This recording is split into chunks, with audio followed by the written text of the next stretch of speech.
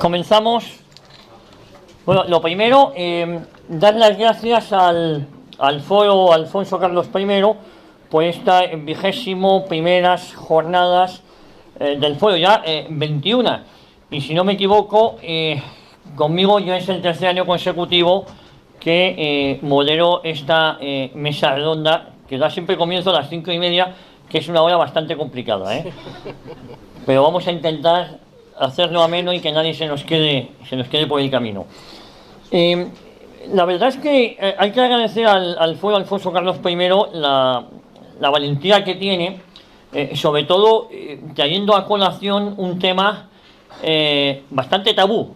Y cuando digo bastante tabú, significa bastante polémico, en el sentido de que no quieren que nadie discuta lo que ellos entienden por feminismo, no quieren que nadie discuta lo que son las leyes de ideología de género. Se trata de imponernos y de sacar del debate, estigmatizar a todos aquellos que ponemos en duda la visión que tienen de la sociedad, porque todo va encaminado para la izquierda española y para gran parte de la derecha. España es un gran laboratorio, de ingeniería social, y nosotros somos los peones con los que jugar. Entonces, cuando foros como este ponen en duda esa visión de la mujer, de la maternidad, del feminismo, quedan directamente estigmatizados. La verdad es que me da mucha pena no ver ahí un piquete en la puerta de la sala, pero hay que agradecer a la Casa Castilla-La Mancha la valentía que ha tenido en mantener esto. Parece mentira que el que alguien quiera hablar, debatir, pensar, dialogar, tenga que ser sometido a presión, ¿no? Yo creo que si hay algo positivo en todo esto es que gran parte del pueblo español ha dado ese paso al frente y se acabó el miedo. Bueno, yo creo que los que estáis aquí nunca lo habéis tenido, que eso también es digno de agradecer, porque ya sabéis, pues esto, 21ª jornadas significa 21 años consecutivos haciendo estas jornadas, y eso no todo el mundo lo puede decir. La mesa redonda de hoy trata, como ya lo sabéis, porque lleváis desde ayer aquí, sobre el feminismo. Y para ello, si os parece, os voy a presentar a las personas que nos acompañan. Tenemos a Geni Álvarez Calviño, catedrático de Biología y Geología, y pertenece a la Asociación Navarra Defensa de la Vida. Geni, que ha estado comiendo con vosotros hoy, y creo que os ha contado vuestro testimonio, cómo ha sido apartada de la carrera, de su docencia, de lo que era su amor, su pasión durante toda la vida, por defender lo que cree. Y además, lo que cree Geni es lo justo. ¿Y eso qué significa? Personas como Geni, jueces, pero no solo personas de cierta relevancia, en un puesto de trabajo, en cualquiera, las personas estamos siendo estigmatizadas, estamos siendo apartadas en cuanto ponemos en duda determinados postulados, sobre todo de ideología de género. Se están inventando leyes para perseguirnos, para no dejarnos hablar. Estamos viviendo posiblemente la época de mayor falta de libertad individual nunca antes conocido. Y no creo que me equivoque cuando digo esto. Nunca antes en la historia de este país hemos vivido esta persecución. Nos lo venden como libertad, como democracia, y sin embargo, desde mi punto de vista, estamos viviendo una auténtica persecución y una falta de libertad individual. Porque no todo es la política. La falta de libertad individual en la que vivimos, creo que supera todo tiempo pasado. También nos acompaña Carlos María Pérez Roldán, abogado, colaborador de numerosas publicaciones, como Razón Española, el Boletín Carlista de Madrid. Ha participado en numerosas iniciativas para fomentar la participación ciudadana real en la vida política y social, como es el Centro Jurídico Tomás Moro, el Centro de Estudios Históricos General Zumalacárregui o la Asociación Editorial Tradicionalista. Todos los currículum o todas las reseñas de los invitados los tenéis en las carpetas que os han entregado. Y por último, y no menos importante, también está con nosotros Teresa Jaurrieta. Así que Teresa, bienvenida, que es la coordinadora de Navarra Educa en Libertad. Son muchas las preguntas que nos asaltan y si os parece, pues para que hagamos esto dinámico, vamos a empezar por un tema que yo creo que es crucial, ¿no? Y es la visión que tenéis, los que hoy me acompañáis en la mesa, del feminismo. ¿Qué visión tenéis? ¿Qué es para vosotros el feminismo actual del siglo XXI? Y luego, si queréis, entramos en comparación con el feminismo primigenio de primero del siglo XX, de las sufragistas británicas, y si de eso queda algo, si tiene algo que ver eso con lo que estamos viviendo hoy en día. No sé si Geni o Teresa. Pues Geni, empiezas tú. Mira, si quieres. Voy pasando. Sí. Bueno, a ver, aunque a mí, como ya sabéis, me toca más la ideología de género, pues en realidad está todo muy ligado, ¿no? Entonces el feminismo hoy en día yo creo que es un movimiento radical que, bueno, luego compararemos, como dices, con los de los primeros tiempos, cuando sí era necesario, digamos, que la mujer pudiera ir al banco, pudiera pues viajar sin permiso del marido, pudiera votar. Pero hoy en día se ha convertido en un movimiento de, a mí me parece, de odio a los hombres, de odio a la maternidad, de abandonar todo lo que es propio de la mujer para adquirir papeles que han sido propios del hombre. Y me parece que ahí es donde está el error. Y Teresa. Bueno, yo voy a romper una lanza a favor del feminismo. Porque gracias a las feministas, a las primeras feministas, estamos hoy aquí. Gracias a ellas hemos podido estudiar en la universidad, hacer másteres, optar por un puesto de trabajo, votar, o pocas veces, o no votar, pero libremente, ¿no? Y yo creo que realmente el feminismo ha aportado algo bastante importante en la sociedad, como es el reconocimiento, que yo no sé en qué momento de la historia se perdió, pero realmente se perdió cuando llegamos a, por lo que hemos visto hoy con Santiago, ¿no? Arellano, de esa presencia, ¿no? De la mujer, y realmente se ha recuperado. Ahora es cierto que estamos pasando a un supremacismo femenino, pero considero que es otro tema. De todas formas, yo creo que el feminismo se estropeó pues cuando se unió a toda la revolución sexual, pero porque ahí hubo un cambio antropológico profundo, ¿no? Y entonces es ahí cuando realmente, si no aceptas ese cambio antropológico, es cuando empiezas a distanciarte del feminismo, ¿no? Entonces, bueno, yo lo que creo es que no podemos hablar de un feminismo, sino de hablar de diferentes modelos de feminismo que conviven hoy en día, ¿no? Y entonces, si empezara yo aquí a decir frases concretas de los diferentes movimientos feministas, estaríais de acuerdo con muchas de ellas y estaríais totalmente en desacuerdo con otras, como me pasa a mí, ¿no? Pero incluso ahora mismo tenemos todavía un feminismo político que viene de aquel feminismo inicial que presenta grandes contradicciones propias, pero también entra en grandes contradicciones con los feminismos radicales, que es principal el bloque que hemos estado estudiando hoy aquí, el feminismo radical, ¿no? Pero sí que creo que ha hecho una aportación que me parece, bueno, interesante y bueno, que gracias a esa aportación pues ahora podemos tener derechos civiles y políticos que en un momento determinado en la historia, aunque hubiese en la cristiandad, pues realmente en un momento concreto se perdieron. Entonces yo creo que eso hay que reconocerlo. Y reconocer también, porque creo que me parece importante, ya que habéis estado hablando, ¿no?, de que allí donde está el bien hay que ir a por él, que conozcamos las principales propuestas de los diferentes movimientos feministas, porque encontraríamos muchos puntos de unión con esas corrientes. Carlos, y luego además también me gustaría, al hilo de lo que comentaba Teresa, si lo de primero del siglo era feminismo, ¿en qué se parece a lo que vivimos ahora? Porque entonces alguien debe estar equivocado, ¿no? Sí. Pues vamos a ver, la primera pregunta es ¿qué entiendo por feminismo?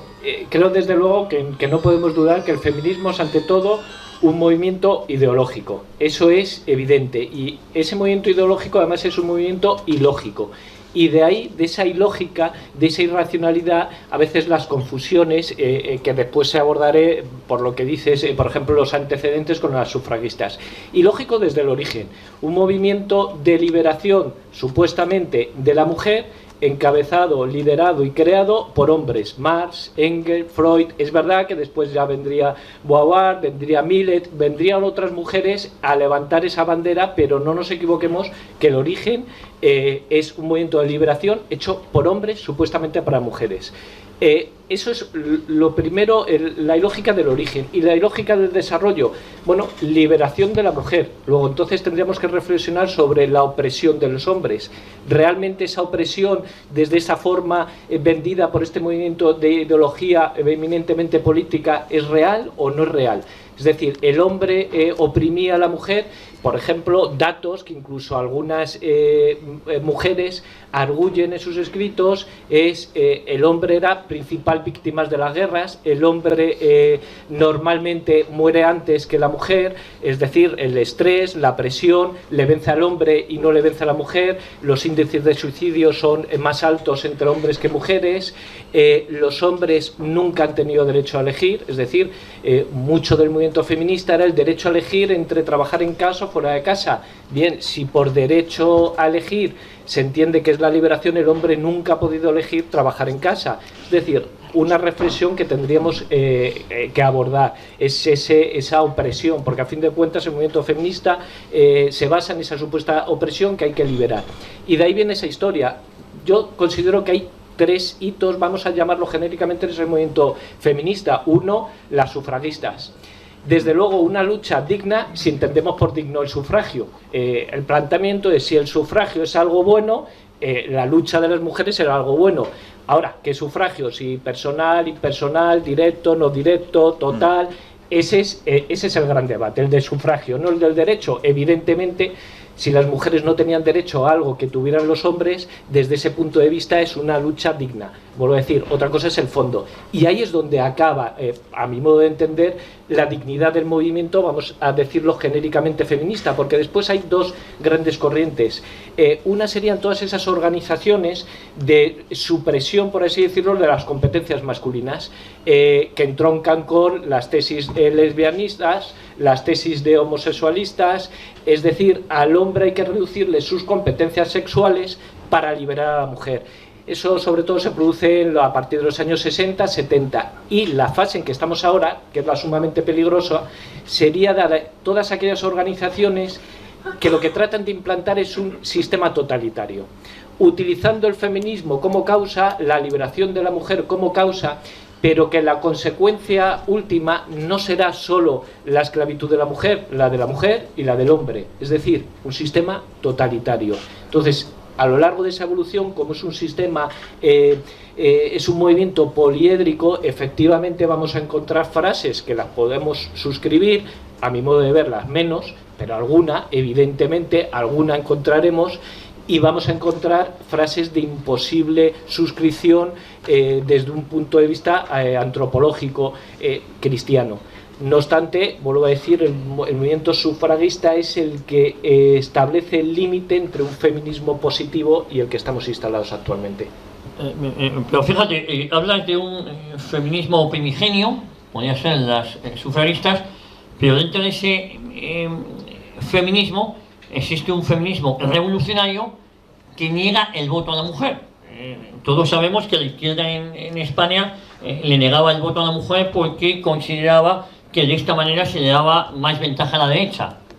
Así, quiero decir que, fijaos que ya nace, es un movimiento contradictorio en el primer momento de que nace el movimiento para solicitar el voto a la mujer, pero hay un colectivo de mujeres que no quieren ese voto porque consideran que va a perjudicar los intereses de sus parejas que están en movimientos revolucionarios. Entonces, sí. Con lo cual nace ya con una contradicción, porque si analizamos ese primer movimiento, yo me atrevería a decir casi que es de burgués. Pero cuando llega el momento, uno de los motivos por el que, por ejemplo, Geni ha sido expulsada, si se puede decir, a lo mejor no es esa la palabra, pero o presionada para que sea expulsada de la universidad, cuando llega el momento de que eso se transforma a leyes de ideología de género donde el disidente o el que pone en duda esta nueva visión, en España lo comentábamos, una niña de 16 años no puede comprar tabaco pero puede abortar porque eso es un derecho feminista.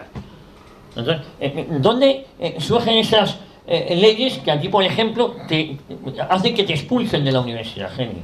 A ver, claro, yo reflexiono mucho sobre esto y, a ver, yo siempre llego a la conclusión de que aquí siempre hay un plan para, digamos, que el hombre deje de ser lo que es, ¿no? Y aquí también entroncan otros movimientos que aquí no hemos hablado de ellos, como los animalistas, ¿no? Entonces eso, es que tú eres una especie más. Ahora mismo la ONU nos acaba de decir que no tengamos hijos y que no comamos carne y esas cosas, ¿no? Entonces yo creo que realmente hay un plan para destruir no solo al hombre, sino a toda la humanidad, por lo que sea. Lo triste es cómo esto llega a la gente y la gente lo llega a asumir. Yo creo que lo asume fundamentalmente porque nos lo venden como buenismo, ¿no? Pobrecito homosexual que lo cuelgan, pobrecito transexual que sufre mucho, y además tienen razón en las dos cosas, pero por eso nos meten todo lo demás y acaban, pues eso, queriendo que nuestros hijos sean educados así y que esos sean los modelos. Yo no sabría decir por qué, o sea, dónde está el plan. A mí me han contado muchas historias que no son ciertas. Yo os he dicho que tengo poca formación humanística yo. Pues que hubo un plan, digamos, para disminuir drásticamente la población de África, pero luego realmente quien lo aplicó fue Europa. No sé, yo no sé dónde está la razón, pero está claro que al hombre se le quiere deshumanizar. Y el hombre tiene algo que se escapa de la pura evolución biológica. O sea, nosotros tenemos 46 cromosomas, los más parecidos son los chimpancés que tienen 48, el genoma es prácticamente igual, pero hay algo ahí, un 2%, que define lo que es un hombre y lo que es un animal, que no lo han encontrado ni lo encontrarán. Entonces, por alguna razón se quiere deshumanizar al hombre, no lo sé.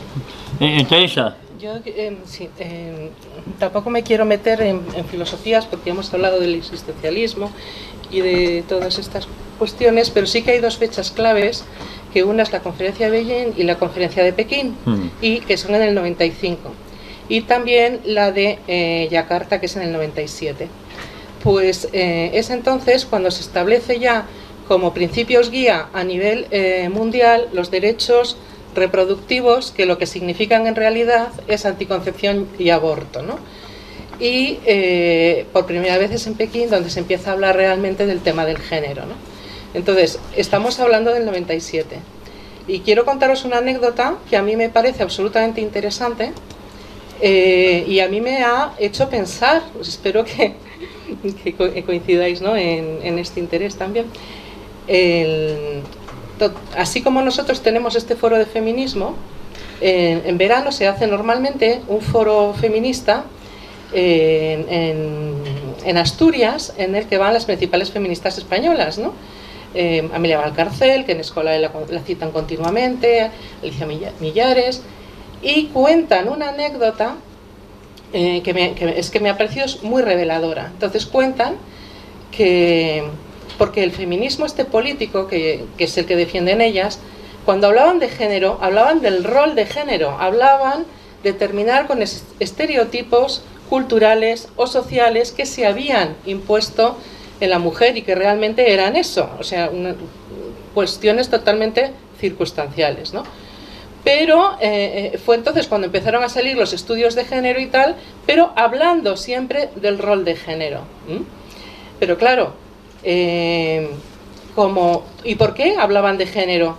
Porque la sociedad, lo dicen ellas, no me lo estoy inventando yo, o sea, lo dicen ellas, si buscáis las conferencias del foro, lo podéis encontrar perfectamente. Están diciendo que ni la sociedad española, la Universidad Española en concreto, ni la sociedad hispanoamericana estaban preparados para hablar de feminismo, para hablar de estudios sobre el feminismo. Y introdujeron el género, que parecía una cosa como más neutra, y con eso no se daban cuenta de que estaban introduciendo un gran cambio un gran caballo de Troya, ¿no?, dentro de su propio movimiento. Entonces, cuenta Amalia Valcárcel que en el año 90, he dicho las fechas de las conferencias para que nos demos cuenta de qué estamos hablando. En el año 90 encuentran en Guatemala, en un viaje, en una parroquia perdida de Guatemala, una hojita en la que hay un artículo que se titula ¿Qué es la ideología de género. Y entonces cita a todas las autoras del feminismo político y empieza a hablar de lo que es el género. Entonces ellas mismas dicen, todas nosotros ni nos estábamos atreviendo a hablar del tema, y dice, y la Iglesia con qué rotundidad ya se había dado cuenta de lo que estaba pasando. Esto lo digo también por los comentarios que han ido surgiendo estos días sobre si qué hacemos y qué no hacemos, si estamos callados, si no estamos callados, y de las infidelidades desde dentro de nuestra propia casa, ¿no? Entonces, está explicando ella, no nos dimos cuenta utiliza la palabra transustanciación, del rol al género, como el género como categoría analítica que lo utilizaban ellas, al género como categoría identitaria, que es lo que ha utilizado el feminismo radical. En ese momento es cuando ya toma, en estas conferencias, es cuando el género, cuando pasa a ser de una cosa analítica, a ser algo que suprime al sexo, porque las primeras feministas no niegan la biología ni niegan el sexo, y de ahí vienen muchas de sus contradicciones. Es ahí cuando ya empieza a haber esa diferenciación de los feminismos y esas grandes contradicciones. Ellos, por ejemplo, en una cosa que coincidiríamos, es que están totalmente en contra de todo el tema de la transexualidad. No se dieron cuenta que empezando con el rol de género se podía acabar con la transexualidad. Nosotros sí que nos damos cuenta, porque vemos que hay una sucesión lógica, pero ellos no se dieron cuenta, lo utilizaron simplemente como un recurso lingüístico, y resulta que era un caballo de Troya. ¿Y quién se dio cuenta? Se dio cuenta la Iglesia.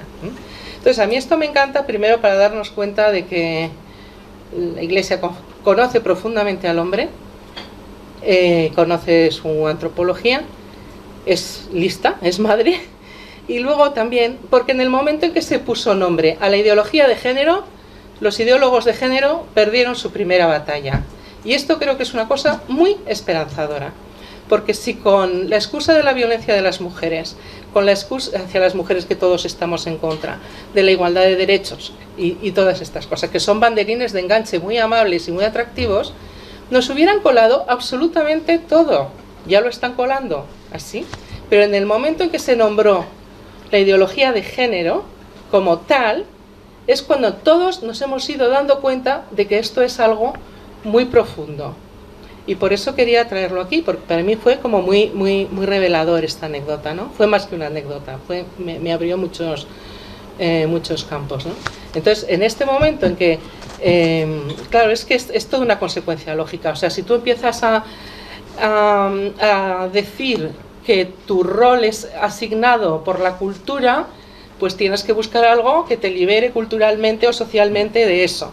Al final, con todo el tema de la revolución sexual, pues y el cambio antropológico que he comentado, ¿qué pasa? Que deciden que la maternidad es cultural. Entonces, de ahí a la ideología de género hay un paso, pero ha hecho falta tiempo. Ha hecho falta tiempo y mientras tanto, ha hecho falta de vaciar el contenido, de vaciar el matrimonio legal, vaciar muchas instituciones que estaban funcionando, ¿no? Muchas instituciones, vaciar el derecho, todo deseo ahora se está convirtiendo en un derecho. Entonces, en este momento en que se ha perdido la libertad, a favor de la libertad, que es el título de Gabriele Cubi, del libro de la revolución sexual global, que aconsejo a todo el mundo que lo lea, que es la pérdida de la libertad justo en nombre de la libertad. También hemos perdido la igualdad en nombre de la igualdad, hemos perdido la feminidad en nombre del feminismo, y han sido muchas pérdidas, ¿no?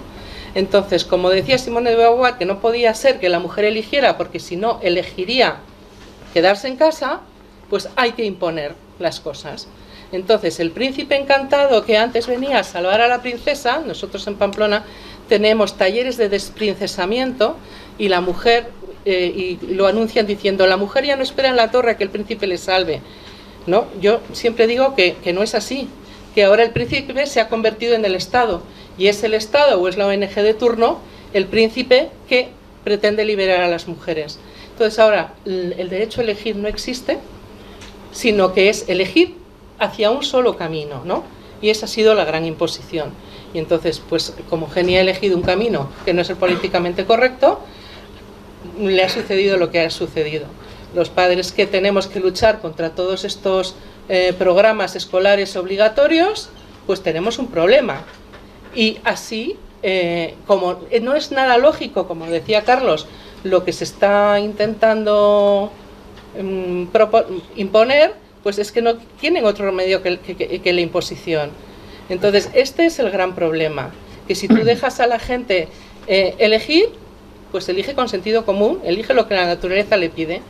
Y entonces es el tema este de no, mejor que no voten las mujeres porque van a votar a la derecha, no, mejor que no elijan porque pueden querer quedarse en casa.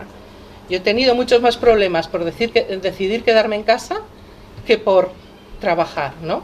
Entonces, claro, es que es un tema que le llaman discriminación positiva, pero al final la discriminación positiva yo considero que es pura imposición. Me he alargado un poco. Pero... Nada, no, vamos a ver si complicamos todavía más la cuestión. Y a mí me gustaría, Geni, Teresa, Carlos, ¿cuándo estas teorías feministas, cuándo se nos imponen y cuándo nos hacen ver como normales comportamientos que no lo son? Porque yo creo que en el fondo de todo esto es normalizar comportamientos que no son normales, pero que no podemos decir que no son normales. No, ahí meto las leyes de ideología de género, colectivos LGTBI, el adoctrinamiento en las escuelas, lo que yo comentaba, tú puedes abortar con 14, 15, 16 años sin el consentimiento de tus padres, pero no puedes ir a comprar tabaco. Entonces, ¿y todo esto qué persigue? Porque claro, la eutanasia, porque todo esto va enmarcado, lo que uno pueda pensar, bueno, estamos hablando de feminismo y saltamos con la eutanasia, no, es que es un todo que se trata de que veamos como normales cosas que no lo son. Ya hemos podido ver hace poco en Países Bajos como una niña de 16 años estaba deprimida y decide suicidarse, y los padres le aplauden, y la sociedad nos hace ver que eso es normal. Es decir, la sociedad no lucha porque esa mujer salga adelante o salga de su depresión, no, la sociedad ve que es normal, que es que quiere morir, y ese eufemismo que llamamos la muerte digna. Entonces, y todo esto está hilado con el feminismo también, porque si el feminismo en un principio era que las mujeres votaran, no, de hecho es básico, por cierto, de hecho es que se exige en Occidente, y que cuando ya se han conseguido es cuando empezamos a rizar el rizo. Es que ya no basta con votar, no basta con la igualdad, que por cierto, absolutamente merecida, ¿no? Faltaría más. Basta con la superioridad, la imposición, y empezar a ver unos comportamientos que nos dicen que son normales cuando no lo son. Y es más, y esos comportamientos que no son normales, encima tienen un apoyo y una subvención por parte del Estado. Pues, hombre, ¿cuándo surge eso? Creo que volvemos a lo de siempre. Estamos otra vez anclados, otra vez en el proceso de la Revolución Francesa. Libertad, igualdad y las contradicciones. Lo libre no es igual, lo igual no es libre, y ahora se sustituye esa fraternidad por sororidad, como alguna parte del feminismo ha propuesto. Desde ese momento esto ya estaba incluso en la literatura, es la imposición de la voluntad por encima de la razón. La vida sueño, Segismundo, cuando vive en época primitiva, encerrado en su torre, donde solo hay voluntad, recordar que acaba echando o va a echar a un criado, lo va a tirar por la ventana y dice, no, eso es imposible que lo haga, lo tira por la ventana y dice, fue posible. Después, cuando se civiliza, sale de la torre y conoce al ser humano y conoce la libertad de verdad, se da cuenta que la libertad no es voluntad, o mejor dicho, no es solo voluntad, la libertad es ante todo razón y ajuste a la norma natural. Desde ese momento, evidentemente, el movimiento feminista, tal y como lo entendemos, está precisamente en resultar o imponer el mero capricho sin ningún tipo de lógica y sin ningún tipo de voluntad. Por eso mismo, esa tendencia totalitaria, personalmente, que la voluntad totaliza todo el capricho del individuo, olvidando la moral y olvidando la razón, y la totalitarismo de la sociedad, que evidentemente es un reflejo de ese individuo. Creo que estamos dando continuamente vueltas otra vez a ese principio revolucionario que no ha dejado de estar vigente y ha cambiado simplemente los dogmas que tratan de imponer. Y por terminar y enlazar esto con además lo que decías del voto, bueno, pues es curioso que precisamente pues en la Revolución Francesa sea uno de los responsables de quebrantar y de violar todos los derechos de la mujer, la Revolución de la Libertad, y Napoleón es la que exige la firma del esposo, es la que quiebra todo principio de libertad de la mujer y es la que se carga toda la organización tradicional donde la mujer tenía su papel.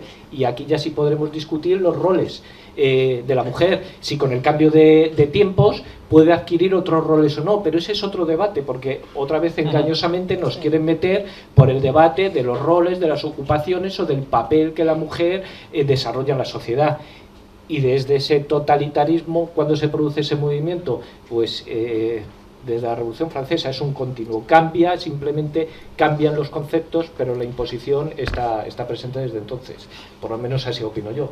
Sí, bueno, a mí me parece muy gráfico el cartel del foro en el que presentan las diferentes banderas de la revolución, porque considero que el feminismo es el color que ha adoptado ahora la revolución, ¿no? Y esa igualdad, fraternidad y libertad o muerte realmente es que ha ido con todas las revoluciones, ¿no? Esa es la principal contradicción, ¿no? de este tema y de cualquier tema que tiene que ver con la revolución, que siempre es una imposición desde las élites, ¿no? Pues a mí me hace mucha gracia cuando ves las manifestaciones del 8 de marzo, cualquier manifestación feminista, que se creen que son antisistema y sin embargo están apoyando todos los principios guía de las grandes organizaciones internacionales, ¿no? Y además regados por subvenciones de estas grandes internacionales. Aurora comentaba en la primera sesión, que no pude asistir completa, pero el poquito rato que estuve, una de las cosas que comentó fue que ahora el antisistema es el familia, ¿no? El que vive en familia, y es que es así.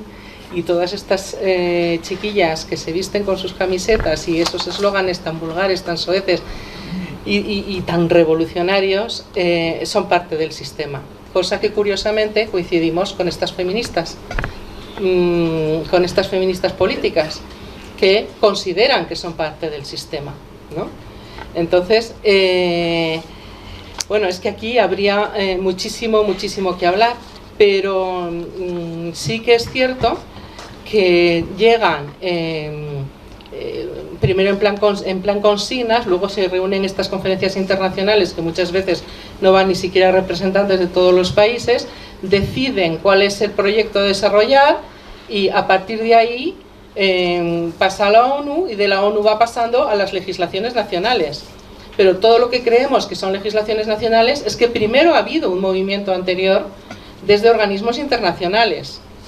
Entonces esto también tiene que ver muchísimo con todo el tema de la globalización, de los globalismos en general, de los multiculturalismos, y es curioso porque efectivamente, como estabais comentando, todos estos derechos civiles y políticos que hemos ido adquiriendo, pues hay grandes estratos sociales donde en otros países, ¿no?, del mundo, en donde no están adquiridos, y sin embargo ahí hay muy poco feminismo, ¿no? Entonces yo creo que es simplemente que una vez que cayó el muro y que el marxismo, bueno, se ha visto un fracaso, han cogido porque realmente pues hay una gran población femenina, ¿no?, casi un poquito más que la población masculina, ¿no? Y bueno, pues es un banderín de enganche. Entonces es simplemente el color con el que se ha vestido la revolución y ya está. Yo quería decir un poquito que yo creo que nos olvidamos del mal en el mundo, llámale como quieras, pues falta de Dios o llámale como quieras, y entonces hay gente que vive vidas que ellos se dan cuenta de que son estériles y desordenadas, pero se infiltran en las instituciones, en todas, está todo infiltrado de esta gente, y esta gente impone sus leyes, y cuando tú intentas decirles, oye, mira, que es que yo no quiero que el modelo para mi hijo sea un chico homosexual, un chico transexual, un chico bisexual, quiero que tenga un modelo normalizado de familia, inmediatamente te llaman algo que acaba en fobia, ¿no? O sea, mi acusación era por transfobia. Es que vamos, que con más cariño no le había tratado nadie a esa niña, pero la acusación era de transfobia y enseguida te calla.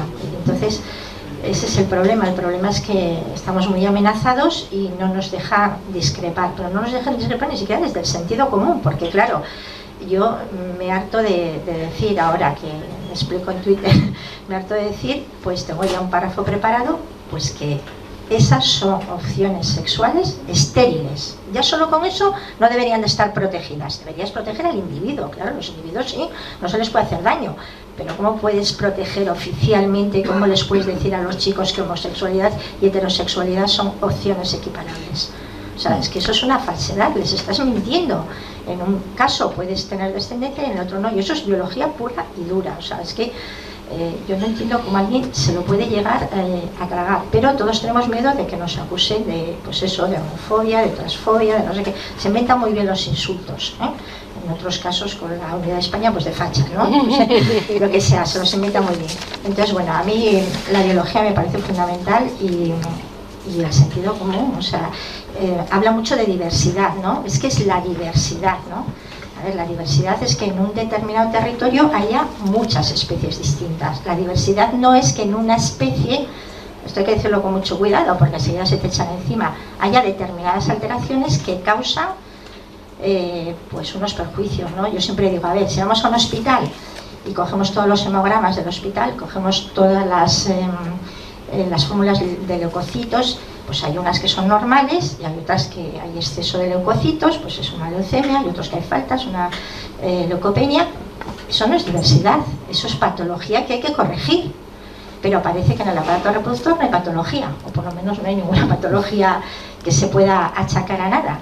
Entonces, bueno, yo creo que hay que insistir una y otra vez en que son opciones estériles, que las personas que, bueno, que son compatibles con la vida, bueno, la homosexualidad por supuesto, la transexualidad requiere medicación, requiere de por vida, o sea, ya no es tan fácil de vivir, aparte que tiene su disforia, muchas veces su disforia de género, y hay que insistir una y otra vez que son opciones estériles, por lo menos eso, para que no nos la equiparen con la heterosexualidad. Hace poco vi, yo claro, funciono mucho en internet, hace poco vi unos porcentajes, que no sé en qué periódicos se publicaron, que solo el 66% de los jóvenes se considera estrictamente heterosexual.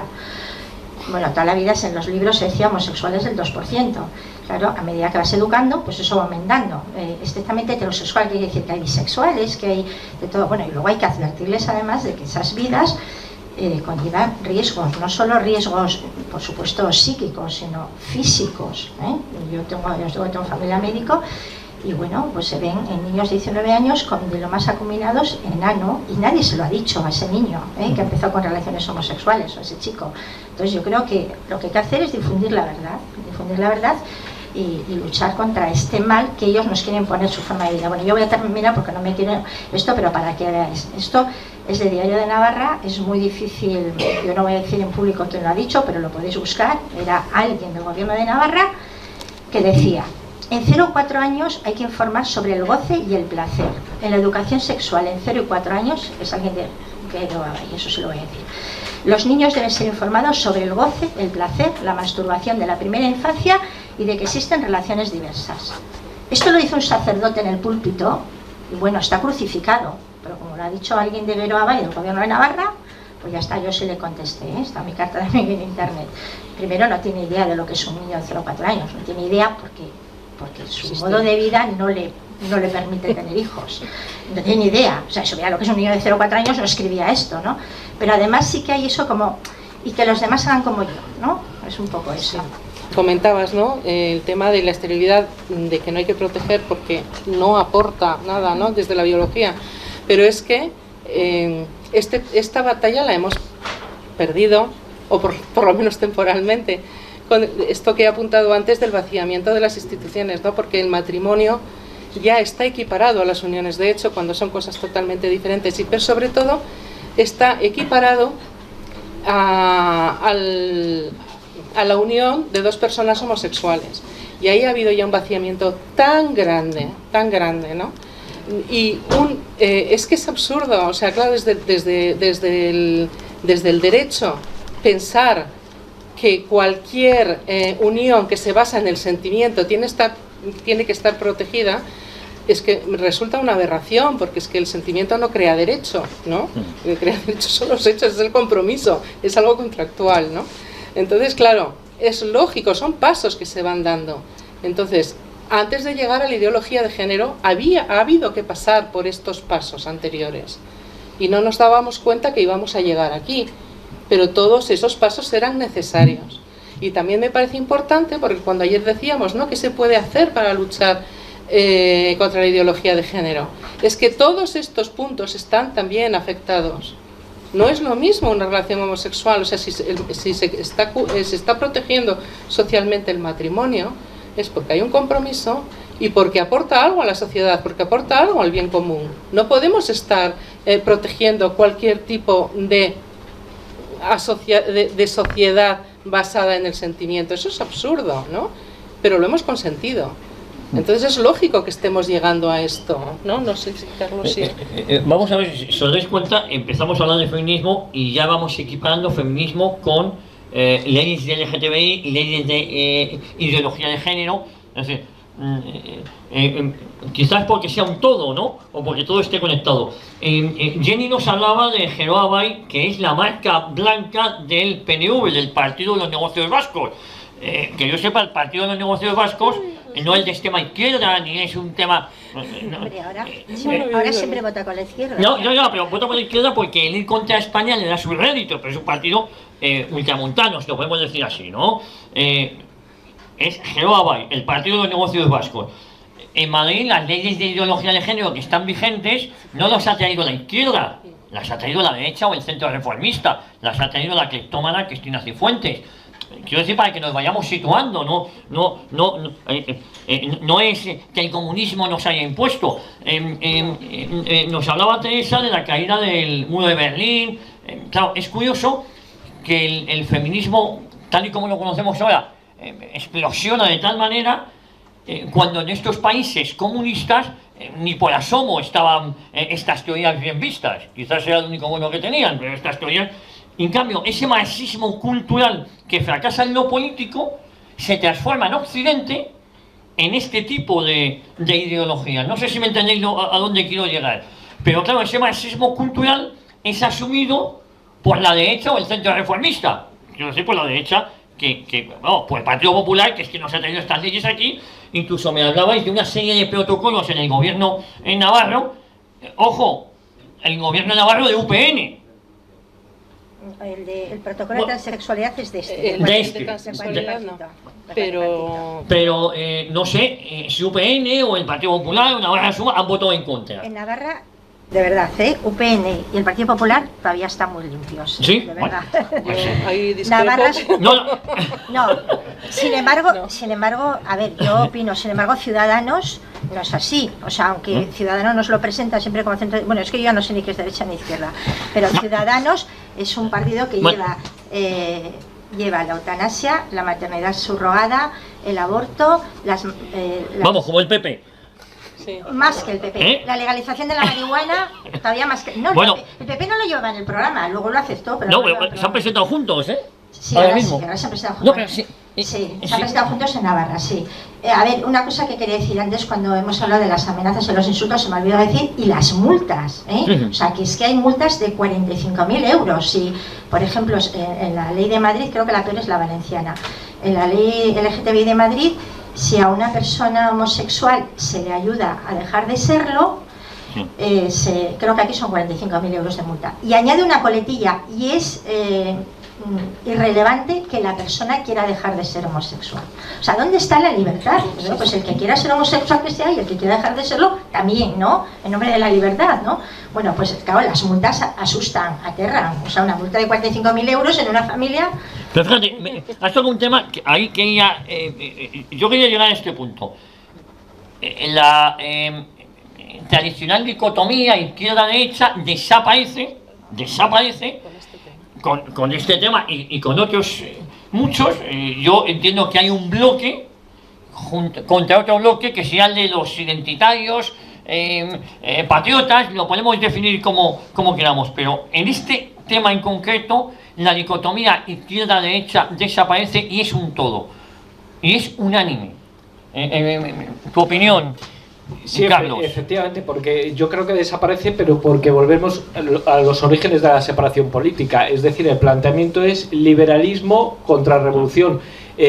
Contrarrevolución no compra estas tesis, liberalismo, hijos del liberalismo, tanto izquierda como lo que entendemos ahora de derecha, sí, por eso aquí están juntos en este debate. ¿Por qué? Unos más abiertamente, otros menos, unos más por imposición, otros más por opción, otros más con convicción, pero la separación es precisamente eso, liberalismo o antiliberalismo. Antiliberal supone todo esto. Y claro, antes hemos hablado del origen del movimiento feminista, lo que entendíamos por feminismo, lo que no hemos hablado de cuál es el fin.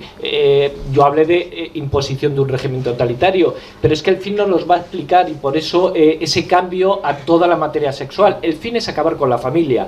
Evidentemente el comunismo no creía en estas tesis porque el comunismo creía que iba a poder acabar con la familia vía educación, vía convenciendo a los menores, a las delaciones de los padres, vía revolución económica.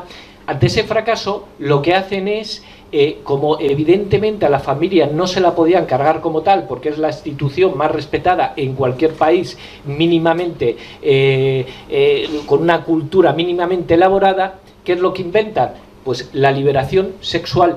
Es decir, vamos a coger aquel vicio, lo vamos a convertir no en un vicio, sino en una señal de libertad, de voluntarismo, y vamos a destruir a la familia vía el sexo. Evidentemente, al principio se hablaba de relaciones entre hombres y mujeres, de que no era necesario el matrimonio, de pareja de hecho, todo eso se va superando, se empieza a hablar de divorcios, se empieza a hablar de separaciones de familia, pero esto no nos satisface porque no acabamos con la familia. Relaciones homosexuales, relaciones lésbicas, en esa fase estamos.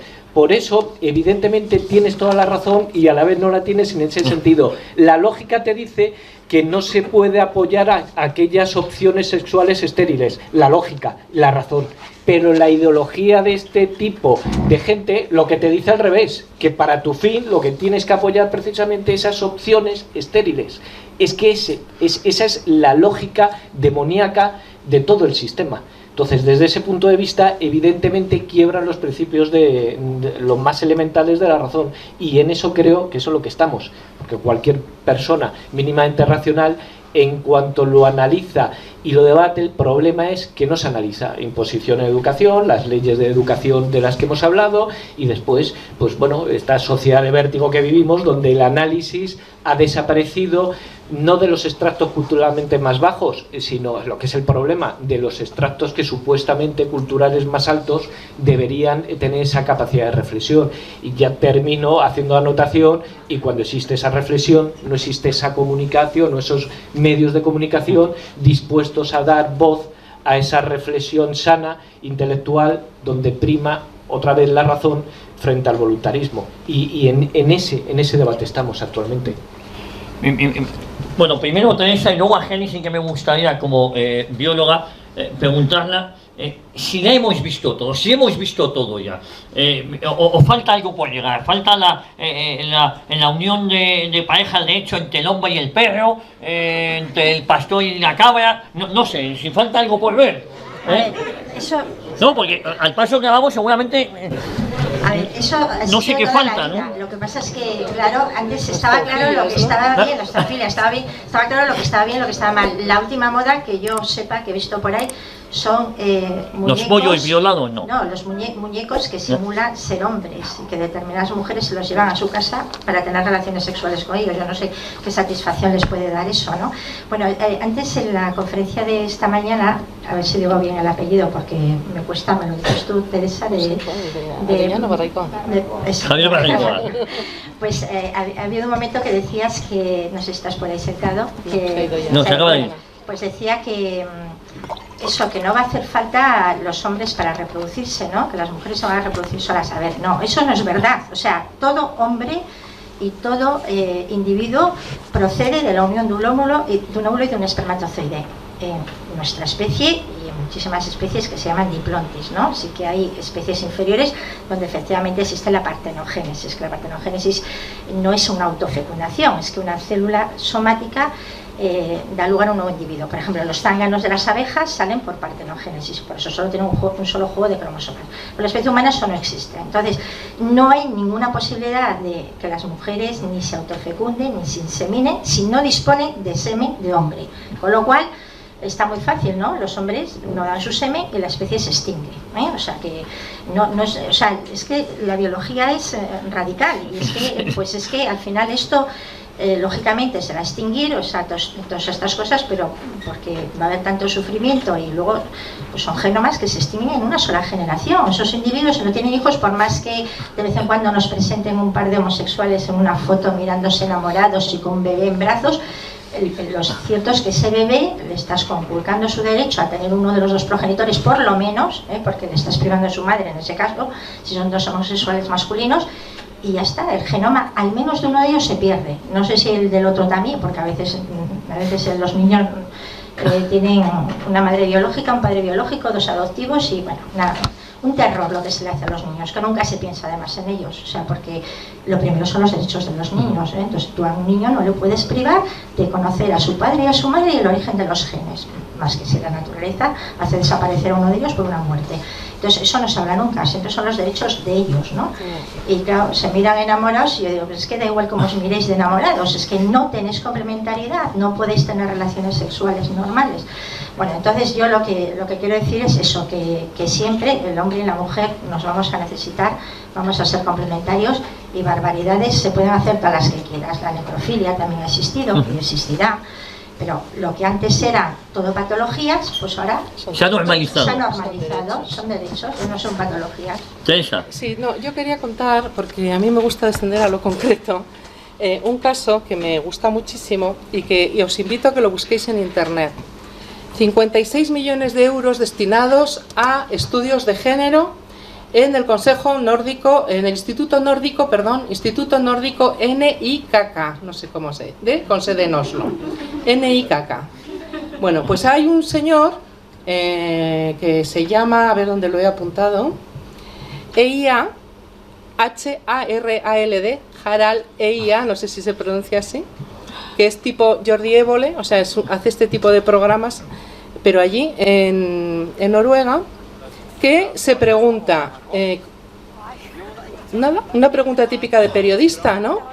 ¿Qué pasa con los estudios de género? ¿Qué sentido tiene que semejante porción del presupuesto estatal se destine a este instituto? Y entonces, hace un documental que está en redes que es muy interesante verlo, porque consigue este documental que se emita en la televisión estatal y que el Consejo Nórdico de Ministros, ahora sí, el Consejo Nórdico de Ministros de Noruega, Suecia, Finlandia, Dinamarca e Islandia, retiren el chorreo de dinero público al instituto, porque demuestra que esto de los estudios de género es lo más anticientífico que puede existir. Entonces, antes he hablado de una pequeña victoria que a mí me parece muy grande, que es el haber puesto nombre a la ideología de género. Esto es otra victoria. Alguien que se ha molestado en cotejar con unas preguntas simples qué es lo que están contestando los estudios de género y qué es lo que están contestando la comunidad científica internacional. Es que merece la pena verlo, porque cuando a los estudios de género, primero empieza por los estudiosos de género, hace unas preguntas y hace sus contestaciones tipo consignas. Van a la comunidad científica internacional, va haciendo las preguntas, ¿no? Pues encuentran a una geni por ahí, a biólogos, gente que tiene que estudiar la evolución, neurociencia, bueno. Y se parten de la risa de las cosas que están diciendo los estudiosos de género. Pero es que cuando vuelven a los países nórdicos y pone a sus estudios de al instituto las contestaciones de la comunidad científica, no pueden rebatir nada, no tienen nada, absolutamente nada para decir, nada. Pues esto que se le ocurrió a este señor consiguió con la financiación pública al salir en la televisión estatal. 56 millones de euros, es que se dice pronto. Entonces, bueno, que hay cantidad de cuestiones, ¿no? Él dice, unas pocas preguntas inocentes fueron suficientes para demostrar el mito en una televisión noruega, ¿no? Entonces, a veces hay que atreverse también, ¿no? Yo creo que si se nos suscita una idea, pues hay que lanzarse a hacerla, ¿no? Bueno, pues el foro ha sido una idea, ¿no? Pues porque están dándonos por todos los lados, porque esto es un movimiento absolutamente transversal, ¿no? Entonces, toquemos el punto que toquemos, estamos tocando la línea de flotación del feminismo y de la ideología de género que has apuntado, Javier, si era o no era lo mismo que nos ha llevado el feminismo a hablar de ideología de género. Y bueno, ya que tengo el micro, pues voy a aprovechar y contesto lo que yo pienso, ¿no? Entonces, ahora mismo el feminismo, sobre todo el feminismo radical, yo veis que normalmente diferencio entre feminismo político, feminismo de género, radical, feminismo de equidad, pues sí que está totalmente unido a la ideología de género, ¿no? Pero sigue habiendo esa contradicción de que hay otras feministas que consideran eso, que este feminismo del lobby LGTB+, ¿no? Pues lo que ha hecho ha sido precisamente, al cargarse la diferenciación sexual, se está cargando a la mujer, se está cargando al hombre y se está cargando a la mujer, ¿no? Entonces están muy en contra de ellos. De todas formas, como lo personal es político, esta es la típica frase feminista que viene, creo que de Wobar, si no me corregís, pues efectivamente el sentimiento que uno tiene, la decisión que uno tiene, es que se tiene que convertir en política, porque lo que están pretendiendo es precisamente borrar la naturaleza humana, ¿no? Entonces, todo lo que nos identifica no conviene a estos movimientos globalistas, a este movimiento internacional para cargarse a la humanidad, porque las personas estamos enraizadas en algo, ¿no? Entonces, hay que acabar con todo lo que nos enraiza. Entonces, hay que acabar con el sexo, hay que acabar con la paternidad, decía Barricoa. Yo añado, hay que acabar con la maternidad. Hay que acabar con la nación o con la patria. Hay que acabar con todo lo que nos identifica, ¿no? Por eso también el incesto, que comentaban esta mañana, el parentesco es lo que nos define. Si borramos el parentesco, tenemos una rama más de identidad que nos cargamos, ¿no? Y eso me parece bastante importante. Pero bueno, esto ha venido después. Yo lo que quería es animaros a que muchas veces acciones que parece que no va a tener mayor trascendencia, es como cuando jugamos a los barcos, ¿no? Que tocado, hundido, ¿no? Entonces, bueno, pues que hay que atreverse muchas veces pues a esta idea que se nos ha ocurrido, que nos ha suscitado el espíritu, pues sacarla adelante.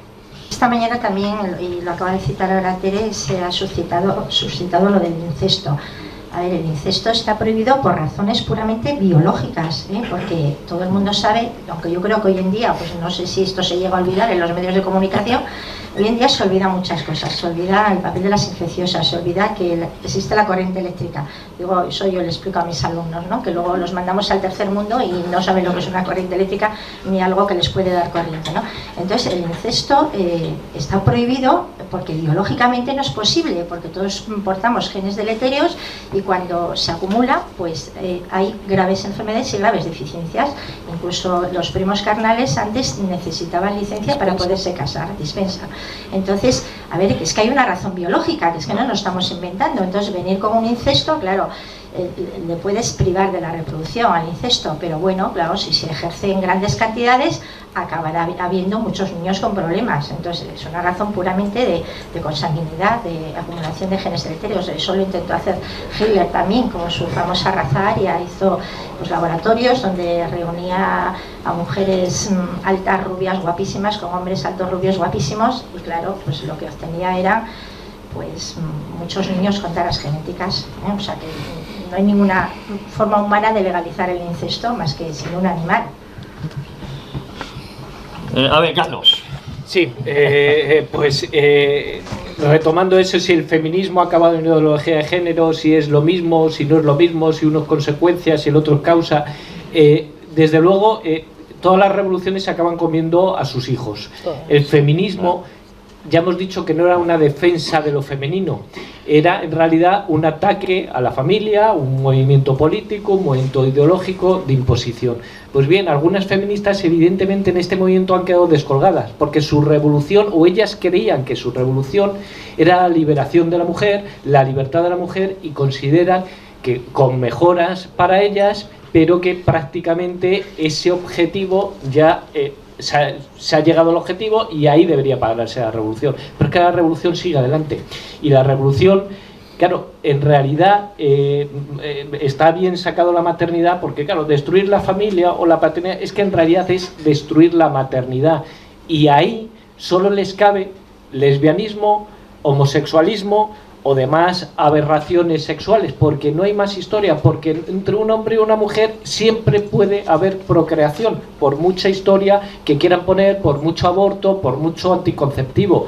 Y a fin de cuentas, por ejemplo, trayendo el tema del aborto, el movimiento de liberación sexual de la mujer fue un movimiento de liberación femenino.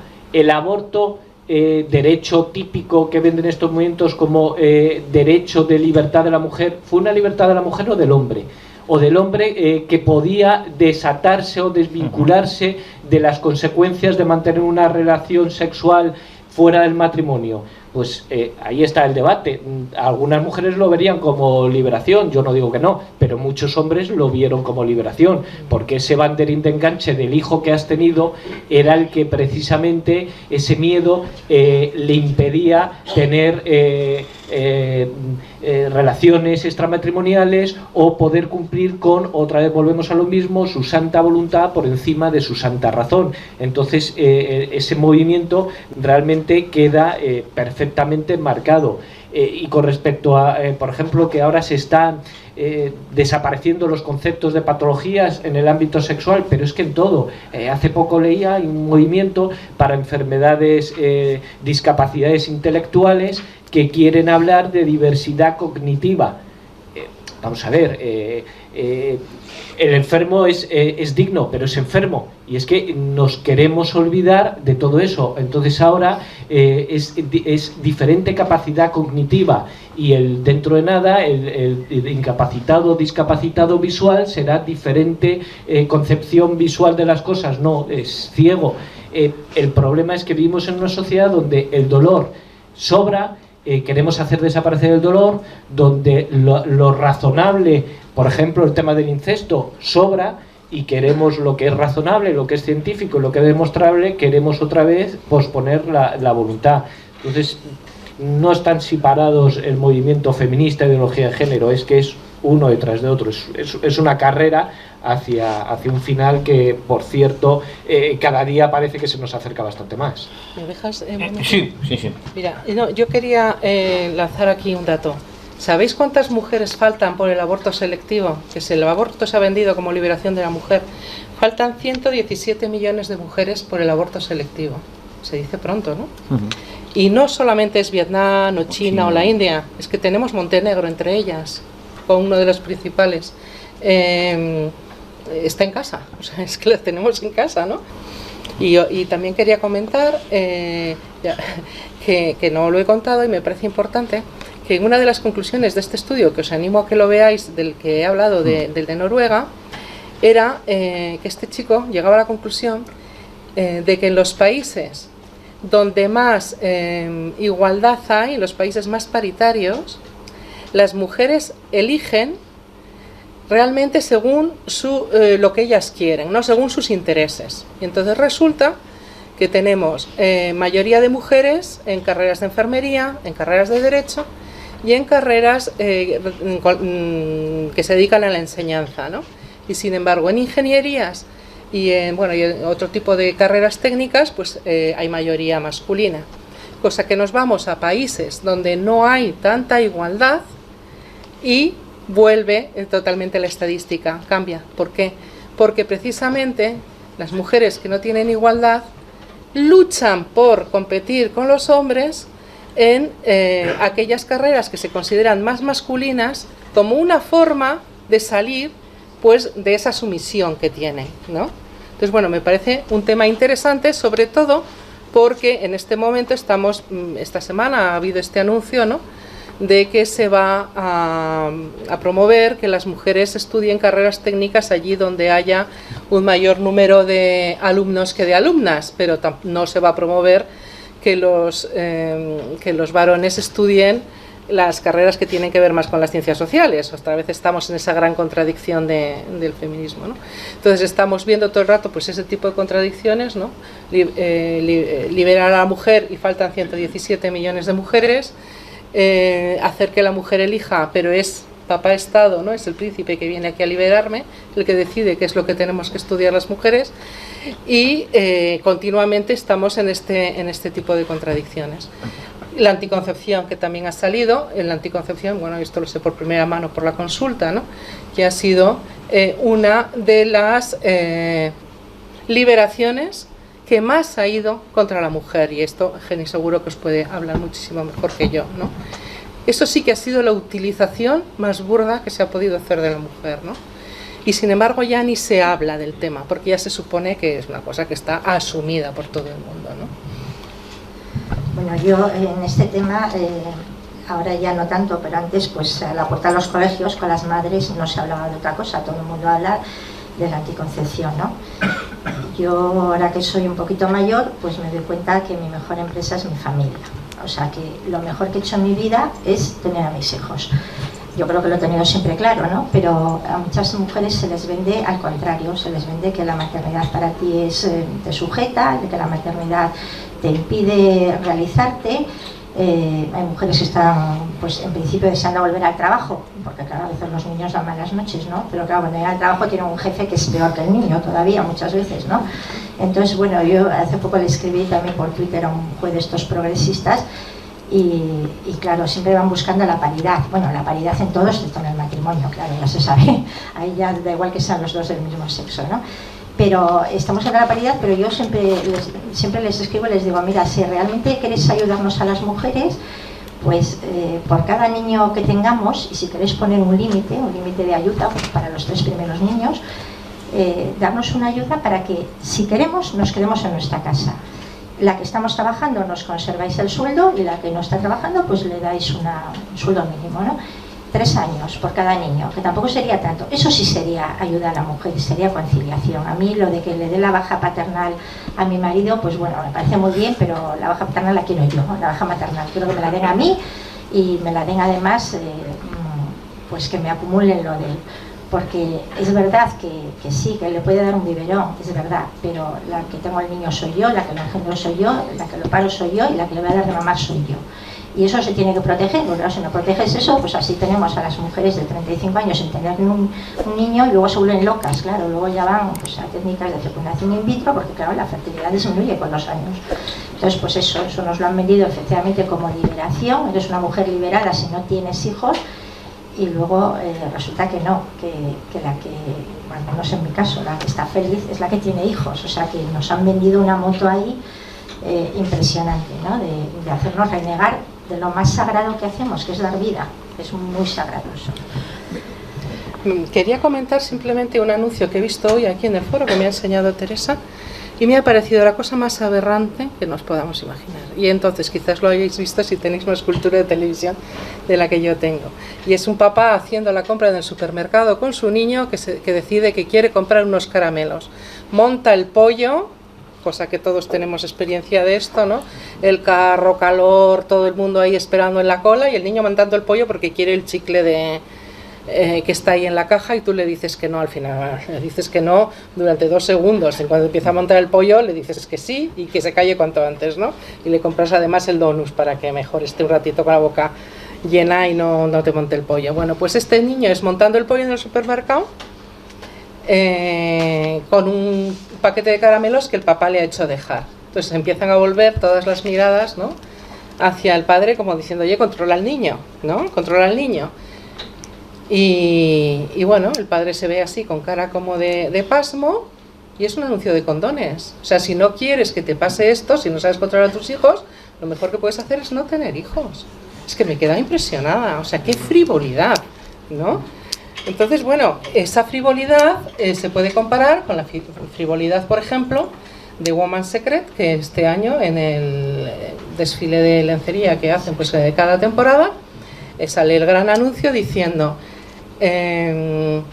hay que seguir este modelo de esta empresa concreta, podría haber sido otra cualquiera, no es que me la quiera ir contra ella, me da igual, ¿no? Diciendo, por fin un modelo trans y por fin talla 46. Yo pensaba, pero ¿cómo puedes estar comparando las dos cosas? O sea, por fin tallas grandes y por fin un modelo trans. Entonces, este nivel de frivolidad es normal. Ya se ha convertido en algo normal, no es que sea normal. Entonces, claro, tenemos que estar siempre oídos atentos, ojos abiertos, porque en cualquier momento es que se ha convertido ya. O sea, no es que sea una opción más, ser madre, no ser madre, toda la vida ha sido una opción, ¿no? Pero es que no. O sea, el derecho al hijo, porque ahora ya no es un don, un hijo es un derecho, compite perfectamente con estas otras aberraciones. Es que un hijo es un grano o un implante, es que es una pasada, ¿no? Entonces, a lo que hemos llegado. Bueno, una de las cosas que está pasando en nuestras escuelas es que si un niño es un poco tímido en el colegio, ya sabemos lo que le pasa, que es homosexual. Se tiene 4 o 5 años y ya le decimos, bueno, es que el niño es tímido. No, ya no existe la timidez, es que es homosexual. Y en los 5 años te están diciendo que es homosexual. Y al final, pues el niño dice, bueno, es que me gustan los tíos. Y esto, este comentario que puede ser frívolo, que lo estoy contando, es lo que está pasando. Y en Madrid, la Comunidad de Madrid lo ha traído el Partido Popular. Hay un consenso, esa es mi opinión y me gustaría la vuestra, un consenso que yo denomino socialdemócrata liberal. El socialdemócrata liberal donde están todos, ¿no? Comentábamos que el movimiento feminista podía ser considerado revolucionario, antisistema. Es mentira. Las manifestaciones del 8 de marzo, las patochadas del 8 de marzo, se organizan desde el poder. Las encabeza la vicepresidenta del gobierno. Se insulta y son ellos los que gobiernan. Es curioso la capacidad que tiene la izquierda de manifestarse contra sí mismo, porque salen a quejarse cuando son ellos los que gobiernan. Si hay desigualdades, serán porque tú las has creado, porque tú tienes la responsabilidad de no tenerlas. Sale la mujer del presidente del gobierno, Begoña, colocada en una ONG de dudosa finalidad, con un altísimo absentismo laboral, viaja en jet privado para ver a sus grupos de música favorita y sale pegando saltitos en la patochada del 8 de marzo. Y eso no venden como prototipo de mujer española. Me niego a creer que esas mujeres que encabezan esas manifestaciones, esas patuchadas del 8 de marzo, que insisto, son manifestaciones contra ellos mismos, puesto que son ellos los que gobiernan, y si hay desigualdades habrá que exigirse a los que gobiernan, me niego a pensar, no sé vosotros, que ese es el prototipo de mujer española. Begoña, Carmen Calvo, Leire Pagines, en compañía. Hombre, yo creo que hoy por hoy, si entendemos como mujer adulta, hoy por hoy no. Problema que las mujeres que vienen, las niñas de 7, 8 años, incluso las que ya podemos decir que están cerca de mujer 14, 15, 16, yo creo que todo esto sí que se están empapando. Es decir, los que tenemos niños en estas edades, pues realmente las mujeres se sienten empoderadas. Es decir, bueno, a mí ayer mismo me llegó vía WhatsApp a mi mujer un vídeo de una niña del colegio donde van mis hijos con 14 años cantando, que la verdad cantaba espléndidamente, fenomenal, pero la letra de la canción es que era infumable. O sea, mujeres esclavizadas, que tenéis que buscar vuestra libertad, el hombre solo oprime. Y estamos hablando de 15 años, o sea, el peligro es esa culturización. Claro, que salen a la calle y se manifiestan contra las propias políticas de consenso socioliberal. Sí, no, lo que pasa es que la izquierda tiene esa capacidad de esa crítica que se hace a sí mismo para ir aumentando los grados de la revolución. Revolución que la mayoría no pide, pero que a ellos le pide ese clamor popular que se inventan ellos y que sus ecos y sus voces parecen o hacen creernos que son mayoría. Esa es la dinámica, porque yo creo, un poco lo que hablábamos antes, hasta el movimiento feminista, lo que pudiéramos entender movimiento más puro feminista de defensa de la mujer tal y como ellos lo conciben, se encuentra completamente superado con el movimiento homosexualista, que sin ir más lejos, uno de los grandes debates y los grandes enfrentamientos es esos vientres de alquiler, o las famosas cuotas. Las mujeres, y con esto no voy a defender las cuotas, pero las mujeres consiguen unas cuotas en determinadas instituciones, en determinados cargos, y ahora los homosexuales están dispuestos a luchar también por unas cuotas para ellos. Problema, que entramos a luchar en las cuotas. Entonces el enemigo ya no es ese opresor que se supone que por ser varón ocupa todas las posiciones en la administración, en las empresas. El enemigo es el que va a luchar con el mismo porcentaje de cuota. Es decir, ellos mismos se autolimitan. Mi enemigo es el que no el que está ocupando. Esto de todas maneras, por ejemplo, en Estados Unidos está muy estudiado. Después de la Segunda Guerra Mundial, los estudios sociales de Estados Unidos detectan que la minoría más pobre, más perseguida y más humillada es la japonesa y la china. Sobre todo la japonesa, habían estado en campos de concentración, trabajos de miseria, jornada de esclavitud, y la negra, evidentemente, en una discriminación evidente, pero estaba bastante mejor económicamente, estadísticamente, que los japoneses. Bien, se establecen unos sistemas de cuota en aquellas universidades de prestigio donde accede la población negra, y en esos sistemas de cuota nunca jamás contaron ni los japoneses ni los chinos. Pues actualmente la minoría más rica, incluso superando en muchas ocasiones, en muchos estados, a los blancos, son los japoneses. Es decir, sin cuota, ellos se han llevado en Estados Unidos todas las carreras técnicas, muchísimas carreras científicas. Los americanos de origen asiático priman por los blancos y priman por encima de los negros, que habían sido subvencionados, y las cuotas. Es decir, ese es solo otro gran debate de ese movimiento feminista. ¿La cuota ayuda al movimiento feminista o no ayuda? Para concluir, simplemente como reflexión, por ejemplo, en el tema político, cualquier cuota que reserves, aunque solo una mujer se aprovechara para llegar al cargo por una cuota, eso hace que cualquier otra mujer que llegue a ese cargo o a cargos similares sin necesidad de acceder vía cuota va a estar bajo sospecha, pero no solo de los hombres, sino de las mujeres, que son las que van a sospechar. Esa está allí simplemente por reunir una cuota. Entonces volvemos otra vez al origen. ¿Realmente todo esto empodera a las mujeres? ¿Todo esto sirve para empoderarlas a ellos? ¿O todo esto es una artimalla de esa socialdemocracia liberal para hacerse con los resortes del poder a base precisamente de poder esclavizar a toda la población con lo que quieran, vía sexo, vía necesidades económicas o vía falacias y mentiras de falsas libertades que realmente no llenan a la gente? Henry, Teresa, como mujeres, el tema de las cuotas, ¿es una falta de respeto? ¿Es considerar a las mujeres como tontas, que necesitan ayuda, que necesitan que se les eche una mano? ¿Cómo lo veis? ¿Cómo lo entendéis? Yo lo entiendo pues como ese príncipe que necesitan rescatarnos, ¿no? Yo lo veo como un insulto realmente, pero... Con lo cual sería contrario al feminismo. Bueno, vamos a ver, es que cuando hablan de la perspectiva femenina, esta que es necesaria ahora en esta deconstrucción que estamos haciendo y nueva construcción, que hay que aplicar la perspectiva femenina, yo siempre me pregunto, ¿pero cuál es la perspectiva femenina? ¿Es igual su perspectiva femenina que la mía? Pues no hay una sola perspectiva. O sea, es que como es la masculina, ¿no? Están hablando de las masculinidades tóxicas y nunca se habla de las feminidades tóxicas, que pueda haber feminidades tóxicas, muchísimas, ¿no? Entonces dices, ¿pero cuál es la perspectiva femenina? Entonces ese es el tema. O sea, a mí es que me parece un error estar hablando de perspectiva, es que me parece un error. Entonces, no sé. Es que, perdón una cosa, porque hoy mismo he leído un artículo en una revista femenina, no sé cómo se dirá, elle, no sé si se dice elle o L, que era buenísimo, porque hablaba sobre la sororidad y decía que las mujeres no pueden meterse con otras mujeres porque, claro, entonces su lucha no triunfa. Entonces, aunque tú veas que otra mujer te quita el novio, o sea, un disparate. O sea, los hombres no se podrían meter contra otros hombres. O sea, si gobierna Sánchez o deja de gobernar, yo como hombre no lo podría criticar, y las mujeres, si el día de mañana gobierna una mujer, no la podría criticar. O sea, un disparate, como si hubiese una prototipo de mujer única y entonces todas aquí y las que no son mujeres. Pues es que a eso estamos llegando. Es que es así, o sea, es que es un disparate haber elevado la categoría de mujer a un absoluto, o la categoría de hombre. Es que esto es absurdo. ¿no? Entonces, bueno, sí que... Espera, que me estoy perdiendo un poquito. Bueno, Hablamos de las cuotas. Ah, las cuotas.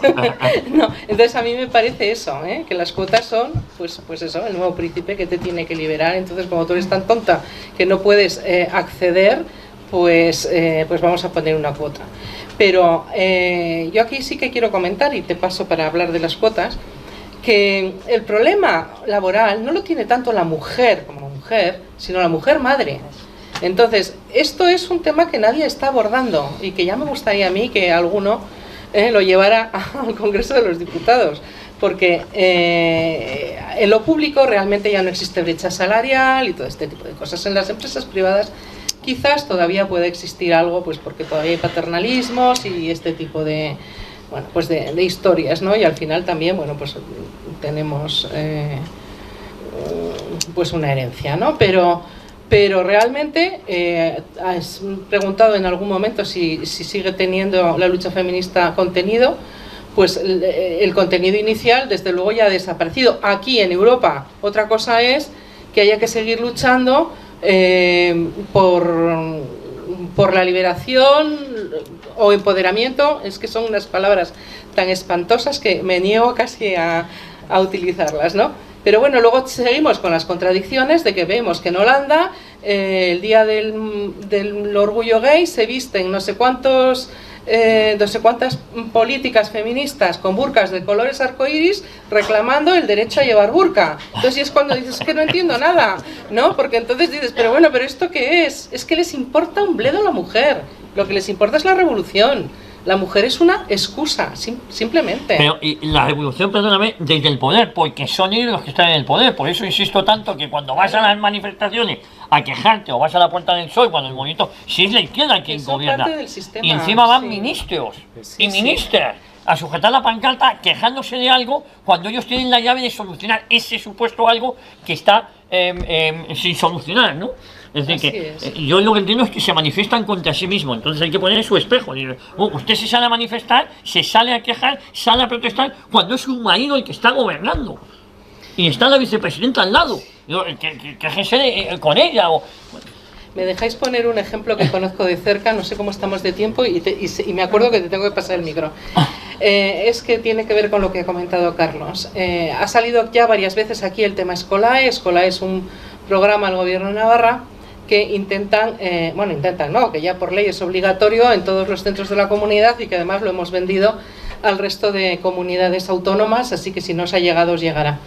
Entonces, claro, hay una gran reacción social. Pasa sin siquiera el visto bueno del Consejo Escolar de Navarra, ¿no? Entonces, hay unas alegaciones, nos van tumbando todas, hay una gran manifestación, hay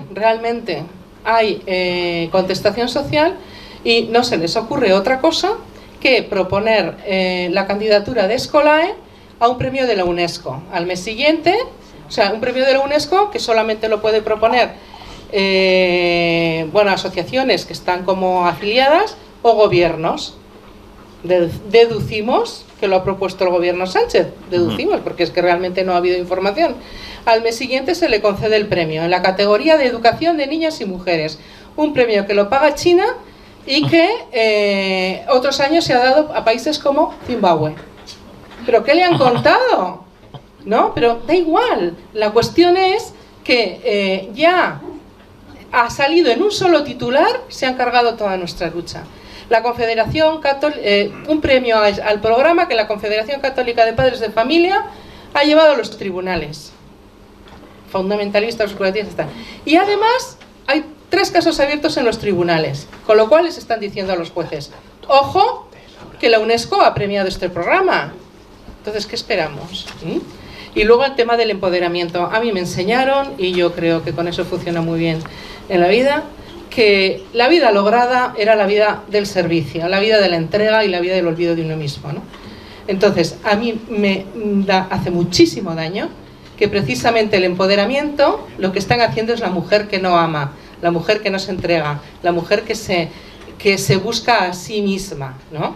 Entonces esto me parece una negación tan radical, ¿no?, de lo que es de lo que es el feminismo, incluso de la mujer, de la paternidad, no solo de la maternidad, que me parece tremendo. Y ahí sí también quiero romper una lanza, que ya veo que están ahí diciendo cortar, que alguien ha comentado por aquí que esto es un tema que es una lucha de mujeres, y yo digo que radicalmente que no, que estoy en contra de esa percepción, porque la ausencia de padre, que tanto nos ha comentado Barraikoa, es una realidad.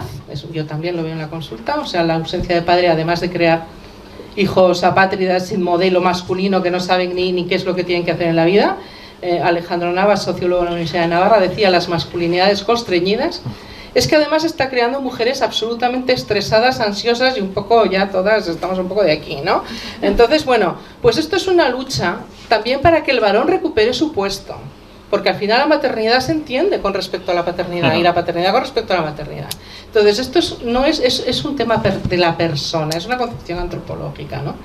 Y al final la mujer, si lo único que nos va a quedar y con lo único que nos vamos a ir es con lo que hemos amado y el amor que hemos recibido, ¿no?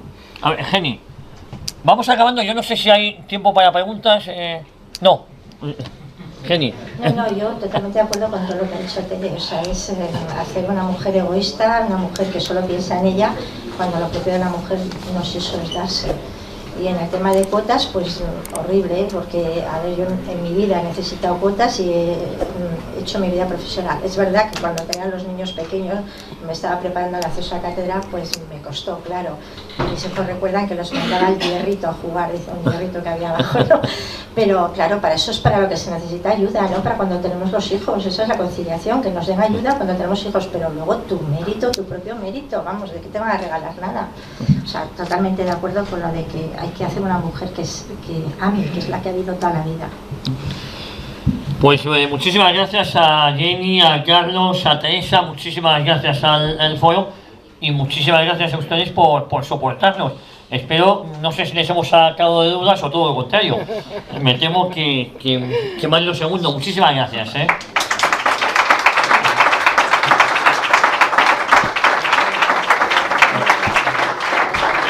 Pero bien, ¿no?